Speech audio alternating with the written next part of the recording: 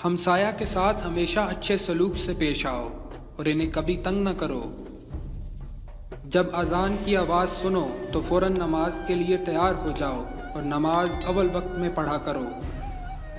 हर नमाज के बाद कुछ वजीफ़ा किया करो और तलावत कुरान भी कज़ा न करो। जिस ओहदा और खिदमत की तुम में काबिलियत ना हो इसे हरगिज़ कबूल ना करो। हर महीना में 2-4 दिन रोज़ा भी ज़रूर रखा करो।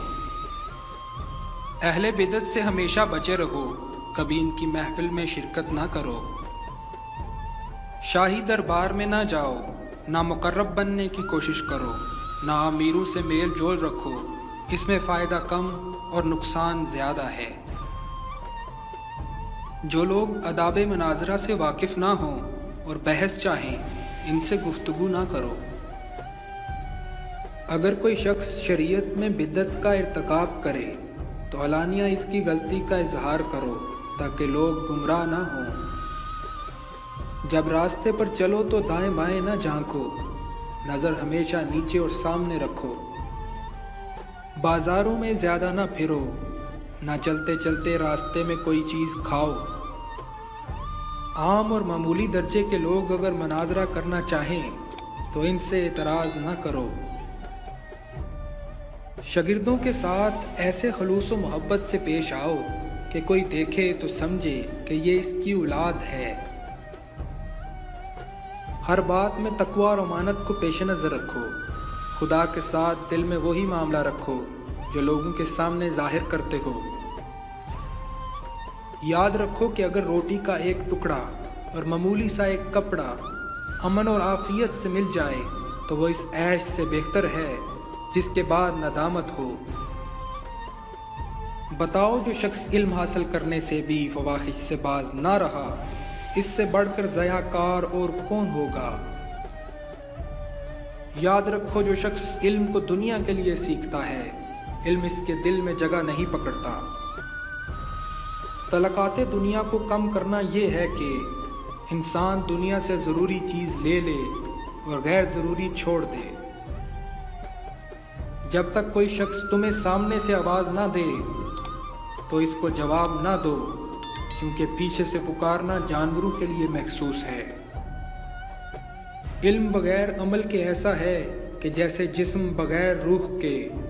जब तक इल्म बहमा वजूद अमल से मुत्तफिक ना होगा, काफ़ी ना होगा और ना मुखलिसाना। मसाइब गुनाहों का नतीजा होते हैं। गुनाहगार को ये हक नहीं पहुँचता कि वो मुसीबतों के नज़ूल के वक्त वावेला करे। जो इल्म को दुनिया कमाने के लिए हासिल करता है, इल्म इसके कल्ब में जगह नहीं पाता। वो इल्म दिल में घर करता है जिसके सिखाने में दुनियावी लालच ना हो। लालच करना मुफलिस बनना है। बेगरज हो जाओ, सबसे अमीर बन जाओगे। किसी से भी बदला ना लेने की रवश ही सब्र है। तुम हर इंसान के साथ नेकी ही करो, वाह तुम्हारे साथ कोई नेकी ना करे। थोड़ी बहुत रोटी और तन ढांपने के लिए कपड़े अगर बाइज्जत मिले तो अल्लाह का शुक्र अदा करो। ये इस ऐश से अफजल है कि तुम बाद में जिल्लत उठाओ। अगर कोई बंदा यहाँ तक इबादत करे कि इस सतून जैसा हो जाए, मगर इसको इसकी खबर ना हो कि वो जो कुछ खाता है वो हलाल है या हराम, तो इसकी इबादत कबूल ना होगी। रिहलत के बाद एक शख्स ने आप रहमतुल्लाह अलैह को ख्वाब में देखा और पूछा कि अल्लाह ताला ने आप रहमतुल्लाह अलैह के साथ क्या किया। आप रहमतुल्लाह अलैह ने फरमाया, मुझे बख्श दिया। पूछा, आखिर किस सबब बख्शा? तो आप रहमतुल्लाह अलैह ने फरमाया, इस वजह से कि लोग मुझ पर वो ऐब धरते हैं जो मुझ में नहीं है।